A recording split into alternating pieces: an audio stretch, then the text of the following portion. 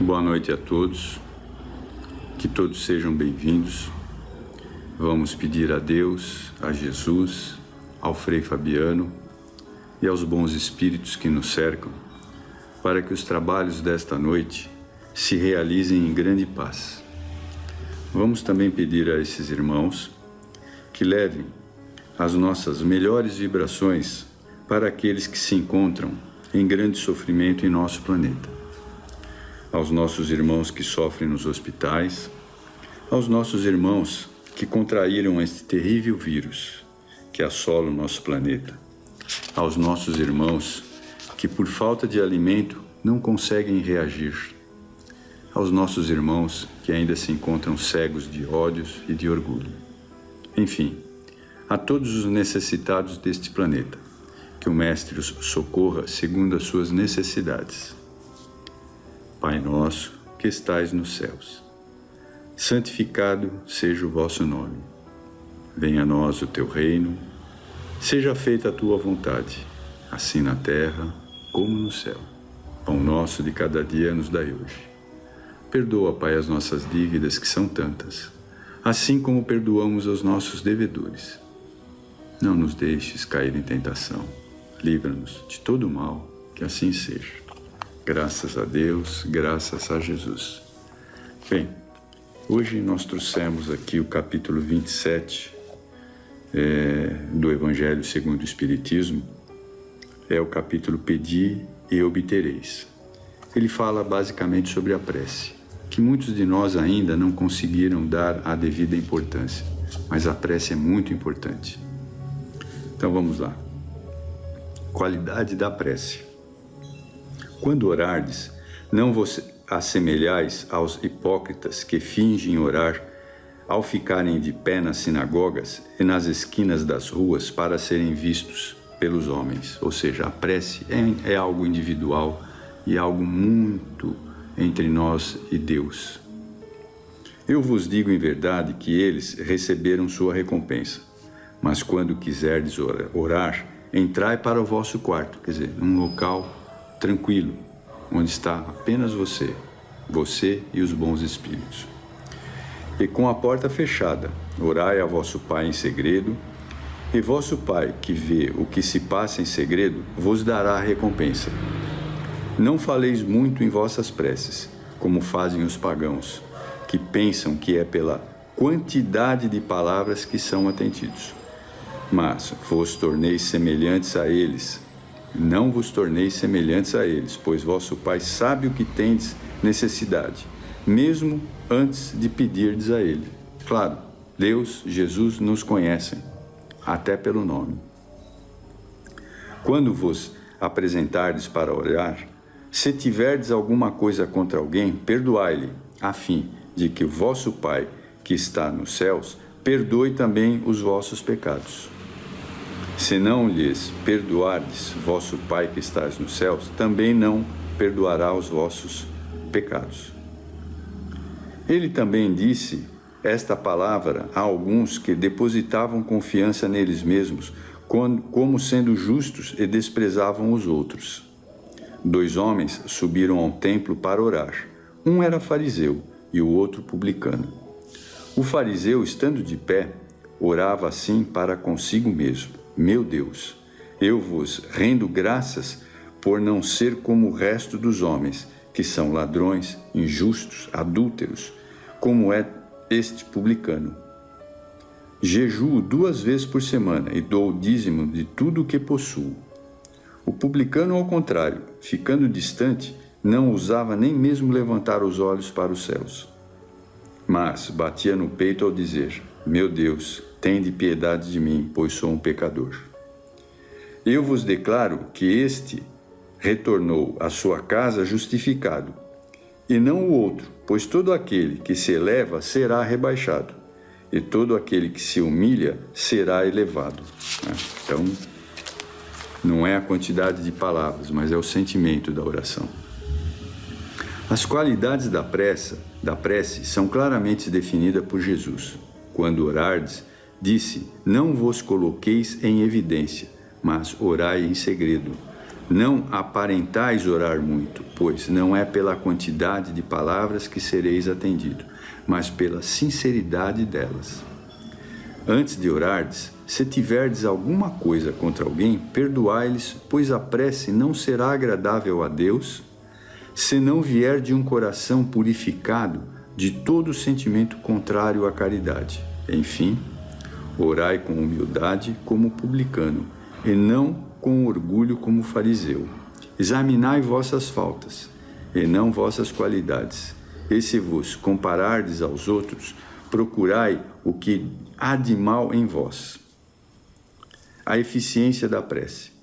Seja o que for que peçais na prece, crede que obtereis e vos será concedido.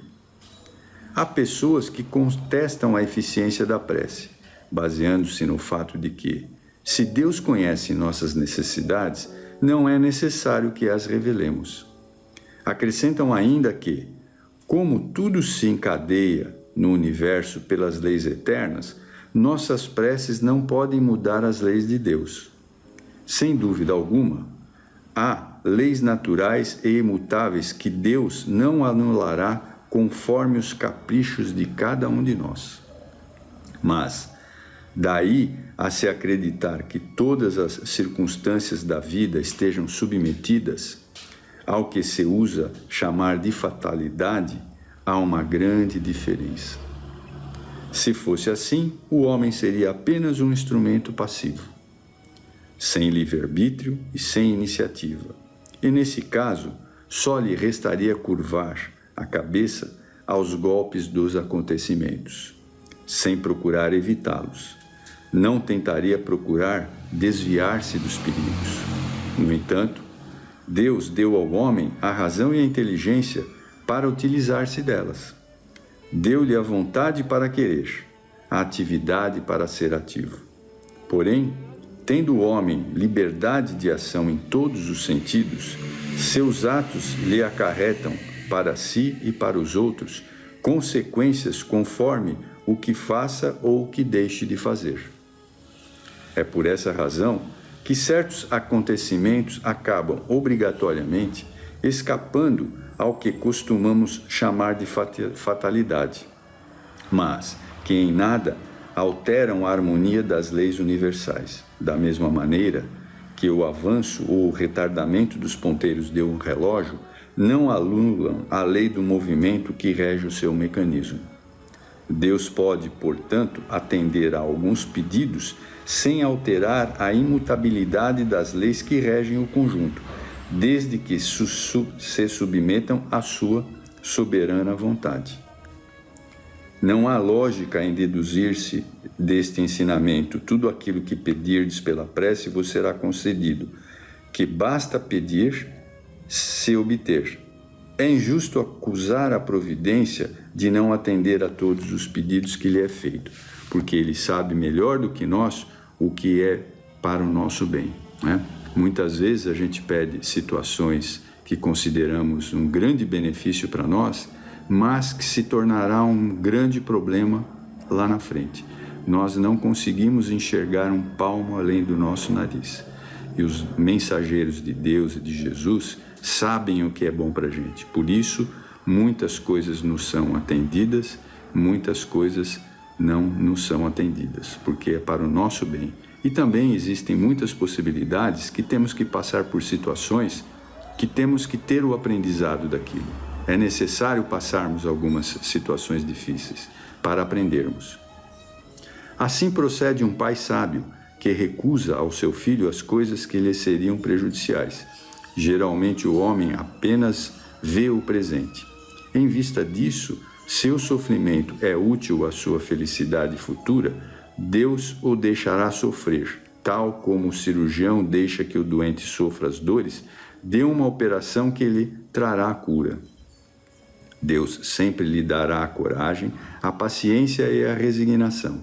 Quando se dirigir a Ele com confiança, Ele inspirará os meios de se livrar das dificuldades por si mesmo, ajudado pelas ideias que fará os bons espíritos lhe sugerir, dizendo-lhe assim o mérito da ação. Deus ampara a todos os que ajudam a si mesmo, conforme o ensinamento. Ajudai-vos e o céu vos ajudará. Mas não aos que tudo esperam de um socorro alheio, sem fazer uso das suas próprias capacidades. Infelizmente, a maioria prefere ser socorrida por um milagre, do que ter que fazer algum esforço. Tomemos um exemplo. Um homem está perdido num deserto, sofre terrivelmente de sede, sente-se desfalecer, cai ao chão, pede a Deus para ampará-lo e espera. Nenhum anjo lhe vem dar de beber. Contudo, um bom espírito lhe sugere a ideia de levantar-se e seguir um dos atalhos que vê adiante de si. Então, por um impulso instintivo, reúne suas forças, levanta-se e anda. Chega a uma elevação e descobre ao longe um riacho. Nesse momento, retoma a coragem. Se tiver fé, exclamará: obrigado, meu Deus, pelo pensamento que me inspirastes e pela força que me destes. Se não tiver fé, dirá: que boa ideia eu tive. Que sorte de tomar o atalho da direita e não o da esquerda. Algumas vezes a sorte realmente nos ajuda. Quando me felicito por minha coragem e por não ter me deixado abater. Mas se dirá, porque o bom espírito não lhe disse claramente: siga este atalho e encontrará o que necessita. Porque não se mostrou para guiá-lo e sustentá-lo no seu desfalecimento. Desse modo, o teria convencido da intervenção da providência. Foi, antes de mais nada, para lhe ensinar que é preciso ajudar-se a si mesmo e fazer uso das suas próprias forças. Depois, pela incerteza, Deus coloca à prova a confiança que depositamos nele e na nossa submissão à sua vontade. Aquele homem estava na situação da criança que cai e que, ao perceber alguém, grita e espera que a levantem. Se não vem ninguém, faz um esforço e se levanta sozinho. Se o anjo que acompanhou Tobias lhe tivesse dito: sou enviado por Deus para te guiar em tua viagem e te proteger de todo o perigo, Tobias não teria tido nenhum mérito, confiaria o seu acompanhante e não teria tido necessidade nem de pensar. Foi por isso que o anjo apenas se deu a conhecer na volta. A prece é uma invocação. Ao fazê-la, o homem entra em comunicação pelo pensamento com o ser ao igual que se dirige. Pode ser para pedir, para agradecer ou para glorificar. Podemos orar por nós mesmos, por outras pessoas, pelos vivos ou pelos mortos. Vejam como é importante isso. Podemos orar por nós mesmos, por outras pessoas, pelos vivos ou pelos mortos. As preces dirigidas a Deus são ouvidas pelos espíritos encarregados da execução das vontades dele, de Deus. E as que são dirigidas aos bons espíritos são igualmente levadas a Deus. Quando oramos para outros seres que não a Deus, é somente na qualidade de intermediários que eles a recebem, pois nada podem realizar sem a vontade de Deus. O Espiritismo nos fez compreender a ação da prece ao explicar o modo de transmissão do pensamento, seja quando o ser chamado atenda ao nosso apelo, seja quando o nosso pensamento chegue até ele. Para compreendermos como isso acontece, é preciso imaginar todos os seres encarnados e desencarnados mergulhados no fluido universal, né? Que ocupa todo o espaço, tal qual nos achamos envolvidos numa atmosfera aqui na Terra, né? Então, todos nós estamos envolvidos no fluido universal. Esse fluido recebe um impulso da nossa vontade. E ele é o veículo do pensamento, o fluido universal. Como o ar é o veículo do som, com uma diferença. As vibrações do ar são limitadas, ao passo que as do fluido universal se estendem até o infinito. Portanto, quando o pensamento é dirigido a um ser qualquer na Terra ou no espaço, de encarnado para desencarnado ou de desencarnado para encarnado, uma corrente de fluidos se estabelece entre um e outro, transmitindo o pensamento entre eles como o ar transmite o som. A intensidade desta corrente de fluidos será forte ou fraca de acordo com a força do pensamento e da vontade de quem ora. É desse modo que a prece é ouvida pelos espíritos em qualquer lugar em que se encontrem. É desta maneira também que os espíritos se comunicam entre si, nos transmitem suas inspirações e que as revelações se estabelecem às distâncias entre encarnados. Né? Esta explicação visa, em especial, esclarecer aos que não compreendem a utilidade da prece puramente espiritual, isto é, vinda da alma. Tem por finalidade separar a prece das coisas materiais e tornar compreensível o seu efeito, mostrando que pode ter uma ação direta e efetiva, mas sempre subordinada à vontade de Deus, juiz supremo de todas as coisas, a quem cabe tornar eficaz a sua ação.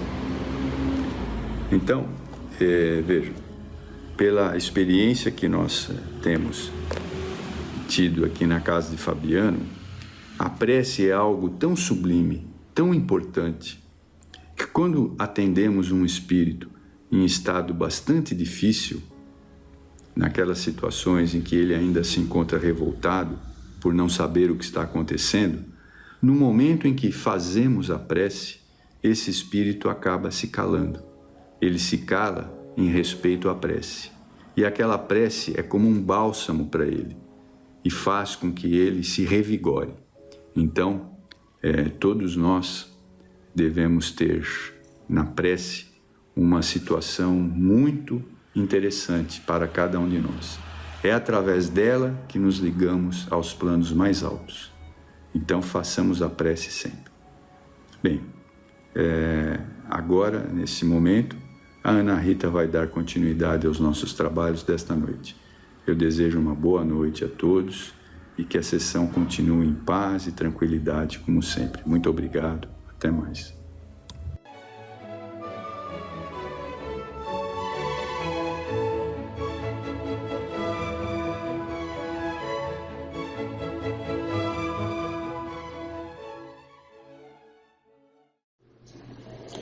Boa noite a todos. Mais uma vez estamos reunidos para a nossa palestra.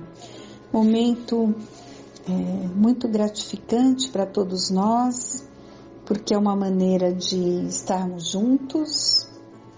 Quantos nos ouvem através desses áudios, uma oportunidade também de divulgar a doutrina, de estudarmos, de mantermos a sintonia com os ensinamentos, com a espiritualidade amiga. E é muito importante, nessa situação que estamos vivenciando, cuidarmos do nosso lado espiritual, alimentarmos as nossas almas, né? Com leituras edificantes, leitura do Evangelho, prece diária.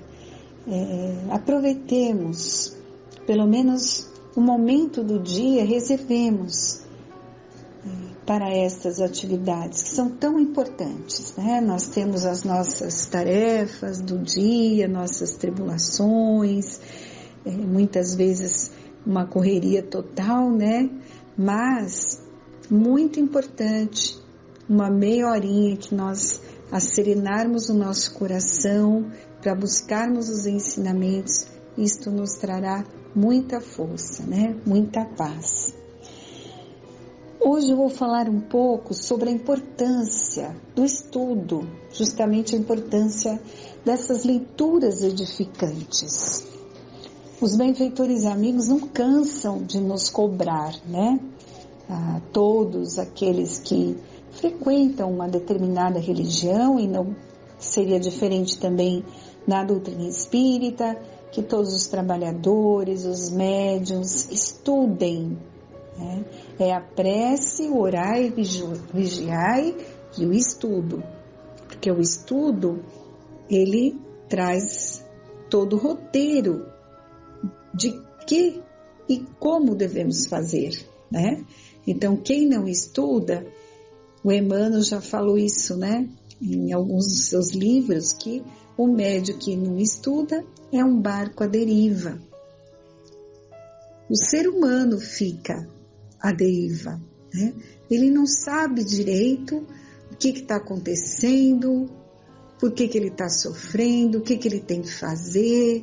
Então, lembrar o conselho do Leon Denis, também querer, saber e amar, né? Então, a gente primeiro, claro, a gente tem que querer, mas às vezes você quer e não sabe como buscar essa ajuda, essas informações, o roteiro que você deve seguir. Então, o estudo, ele traz todas essas informações.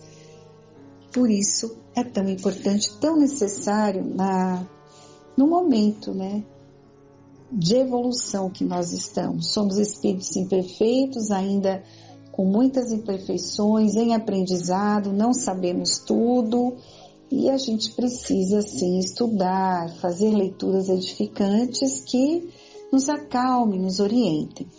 Eu vou iniciar com um trecho do livro Depois da Morte, de Leon Denis.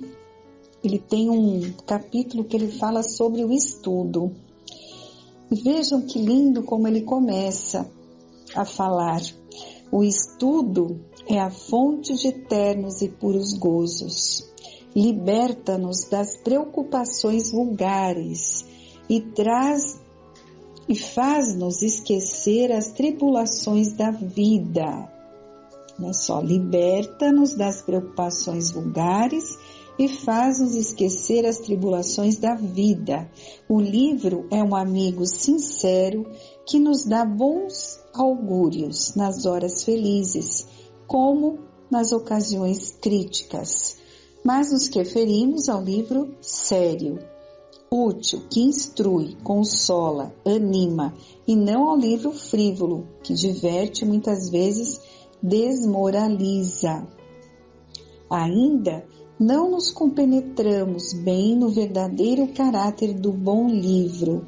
É como uma voz que nos fala através dos tempos, relatando-nos os trabalhos, as lutas, as descobertas daqueles que nos precederam no caminho da vida e que em nosso proveito aplanaram as dificuldades, né?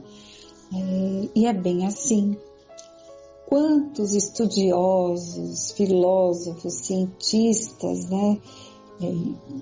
A literatura espírita, quantos livros a espiritualidade amiga já permitiu que fossem ali psicografados, nos dando todas as informações, como que é esse intercâmbio, né, com o plano espiritual, com os encarnados, os livros de Emmanuel, de Leon Denis, da Ivone Pereira, André Luiz, né, a série de André Luiz, onde ele nos fala em detalhes como que é a vida no mundo espiritual, como que acontece esse intercâmbio com os espíritos encarnados e desencarnados. Então, material de estudo não nos falta, tenhamos a certeza disso.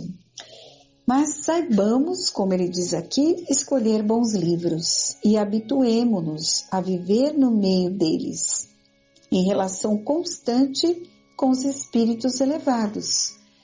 Então, a leitura, o bom livro, o livro que nos traz ensinamentos do Evangelho, espirituais, é uma ferramenta valiosíssima para alimentar a nossa alma, porque isso vai nos trazer uma sintonia positiva junto aos espíritos elevados, como ele falou aqui.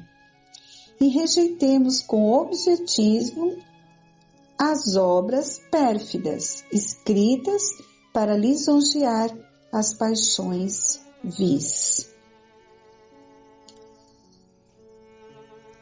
Acautelemo-nos dessa literatura relaxada, fruto do sensualismo, que deixa em sua passagem a corrupção e a imoralidade. Infelizmente, nós temos uma literatura muito infeliz, né? Que alimenta nas almas o materialismo, o desequilíbrio com relação à sexualidade, e isso só vai trazer mais dor para aqueles que buscarem esse tipo de literatura. Muitos falam que pretendem amar o estudo, mas fala que falta tempo para se entregar a ele. Mas quantos consagram noites inteiras ao jogo, às conversações ociosas, não é? Então estejamos atentos, né? Não temos tempo de estudar, não temos tempo de participar de uma palestra na casa espírita, mas ficamos horas conversando em restaurantes, em bares, ou às vezes, né, em mídias sociais, perdendo tempo. Não estamos absorvendo nada que seja útil e que vá nos alimentar a alma verdadeiramente, né? Não que a gente não possa se divertir, não é isso que os espíritos amigos nos falam, né? Temos todo o direito, sim, de distrair a nossa mente em determinados momentos, mas nós não podemos deixar de realizar uma leitura para fazer outras coisas. Há que haver o equilíbrio, né? Continuando, no livro O Consolador do Emmanuel, questão 392, tem uma pergunta. Pode contar o médium de maneira absoluta com os seus guias espirituais dispensando os estudos? Porque, infelizmente, tem muito trabalhador espírita, médium, né, que tem a mediunidade, ou de psicografia, psicofonia, o esclarecedor, seja ele qual for o tipo, que acha que já conhece tudo, que não precisa estudar. Vamos ver a resposta do Emmanuel. Os mentores de um médium, por mais dedicados e envolvidos, não lhe poderão tolher a vontade e nem lhe afastar o coração das lutas indispensáveis da vida, em cujos benefícios todos os homens resgatam o passado delituoso e obscuro. O médium tem obrigação de estudar muito, observar intensamente e trabalhar em todos os instantes pela sua própria iluminação. Vejam a resposta. Nós temos obrigação de estudar muito, observar intensamente e trabalhar para a nossa iluminação. Somente desse modo poderá habilitar-se para o desempenho da tarefa que lhe foi confiada, cooperando eficazmente com os espíritos sinceros e devotados ao bem. Se quisermos ser realmente ferramentas úteis, intermediários em uma condição para que a espiritualidade possa nos utilizar, a gente tem que estar bem, não é? Se o médium fica esperando somente a ajuda dos espíritos, é lícito que os seus mentores espirituais muito esperem do seu esforço. Então, o costume de tudo aguardar que o espírito possa lhe transmitir, né, esperando que a espiritualidade só faça parte dela, é um erro muito grave. Nós temos que ter o nosso esforço, nos colocar em condições, estudar, alimentar nossa alma com as informações, e aí estaremos aptos para captar tudo aquilo que a espiritualidade quer nos transmitir, né? Então, vejam, por que o estudo é tão importante? E principalmente com relação à questão da mediunidade. porque o estudo desenvolve no médium o discernimento, que é a capacidade de julgar, tornando a nossa mente mais aberta, mais flexível, livre do medo, das desconfianças infundadas, da pretensão vaidosa, dos interesses mesquinhos e confiantes nas leis da vida, como nos ensina Herculano Pires. O estudo, ele nos orienta, aponta as dificuldades que encontraremos no caminho, ensinam a maneira de nos comunicarmos com os espíritos, prevenindo-nos quanto às situações ou envolvimentos, que são os escolhos da mediunidade, que possam surgir, no nosso caminho, nos ensinando. Nos previne contra as causas de erro, de desânimo. Porque tem 2 pontos que os espíritos mistificadores contam para nos envolver. É a vaidade e a invigilância. Então, estarmos sempre vigilantes, principalmente contra o orgulho, as ciladas dos espíritos inferiores, a ignorância dos princípios doutrinários gera muitas dificuldades e desilusões na prática espírita. Por isso que nós vemos tantos médiuns desistirem ou se perderem do caminho do trabalho, né? E o que a gente deve estudar?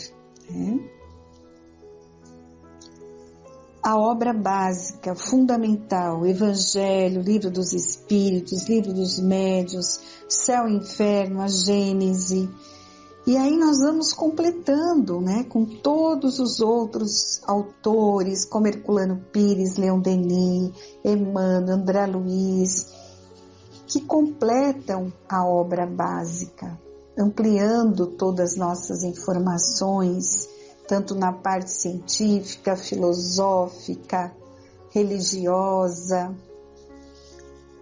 No Evangelho nós encontramos as leis morais, onde nós vamos nos fortalecer na prece, na caridade.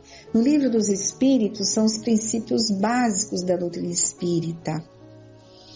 Se você quer conhecer a doutrina espírita, tem que ler o Livro dos Espíritos. É ali que nós encontramos todos os princípios básicos. Livro dos Médiuns é a parte experimental da doutrina.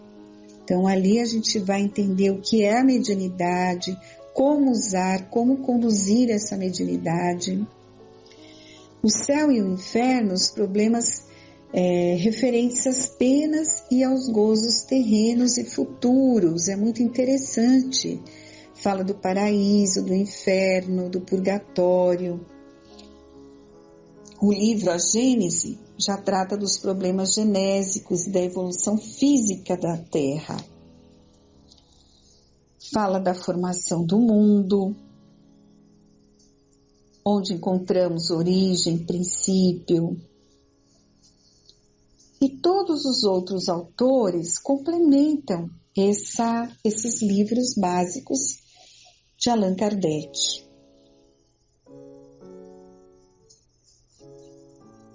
E como estudar? Muitos de vocês devem estar pensando, onde que nós vamos arranjar tanto tempo para estudar tudo isso, né? Mas é claro que sempre dentro das possibilidades. Uma encarnação vai ser pouca para a gente estudar tudo aí, que é a literatura que existe, né? Mas a gente precisa começar administrando o nosso tempo no dia a dia. E é claro que esforço tem que existir, né? Responsabilidade. Determinar no início 15, 20 minutos para o estudo diariamente. Isso seria maravilhoso se conseguíssemos, né? Se conseguirem. Separar os principais livros de acordo com o tempo. Ler que seja uma pergunta por dia. mas uma leitura realizada com análise, com observação. Você vai pegar um caderno e fazer anotações, grifar as colocações, as palavras mais importantes, ter um dicionário, né, como o Divaldo nos fala, perto, porque às vezes tem palavras assim que nós não entendemos. Coloca uma data, coloca observações, dúvidas que surgirem, para depois compartilhar nos grupos de estudo da casa. Então, é assim que se estuda, não é só pegar o livro, ler correndo aquela página por desencargo de consciência, né? Não, é um estudo tranquilo. Você lê que seja uma página, mas você vai ler com atenção, vai interiorizar aquilo, vai anotar suas dúvidas, vai buscar as respostas. É assim que é um estudo edificante. E todos somos capazes. No início pode parecer muito difícil, mas com o passar do tempo a gente vai entendendo melhor, né? E à medida que nós vamos nos esforçando, vamos recebendo ajuda do plano espiritual. E lembrando que não precisa ter pressa, não importa a quantidade que você vai ler, mas sim a qualidade da leitura, o aproveitamento daqueles minutos que você reservou para o seu estudo. Porque isso pode acontecer com o passar dos anos, a gente vai realizando os trabalhos mecanicamente, muitas vezes os livros básicos ficam na estante, né? E deixamos de lembrar de usar muitas coisas que ficam esquecidas. E vocês vão perceber, né, que quando a gente fizer esse intervalo ali, dá aquela paradinha para estudar, faz uma prece, o quanto importante será esse momento para nós. Ele vai trazer mais equilíbrio, mais confiança, paz. Então, a disciplina nos ajuda a estarmos sempre vigilantes com as nossas atitudes e pensamentos. Enfim, o estudo diário e contínuo, ele vai desenvolver em nós a paciência, a humildade, a perseverança, boa vontade, sinceridade, enfim, virtudes, né? Que todos temos que cultivar para que possamos fazer o papel da antena, como tão bem nos lembrou o seu Zezinho em uma mensagem que ele nos enviou após estar desencarnado, né? Ele colocou essas informações ali. Se a gente quiser realmente ser uma antena captadora ali, útil, captando melhor as necessidades de todos que chegaram até nós através da mediunidade. Então é isso. Espero que seja útil essas reflexões, e quem não tem o hábito do estudo, comece. Não faz mal se já perdeu tempo, se demorou muito, que eu estou com uma certa idade, que eu não consigo. Não. Lembre-se sempre da frase do Chico, que ninguém pode voltar atrás e fazer um novo começo. Mas todos nós podemos começar agora e fazer um novo fim. Então eu vou começar a estudar, eu quero estudar e vou conseguir. E isso vai me trazer todas essas sensações que ele falou aqui. Vai trabalhar minha paciência, meu equilíbrio, minha perseverança, minha boa vontade. São exercícios, a gente precisa começar, tá bom? Que Deus abençoe a todos, que nos ouve nesse momento, e que a tua paz, Senhor, se faça em cada coração, principalmente naqueles que passam por duras provações. Uma boa noite a todos.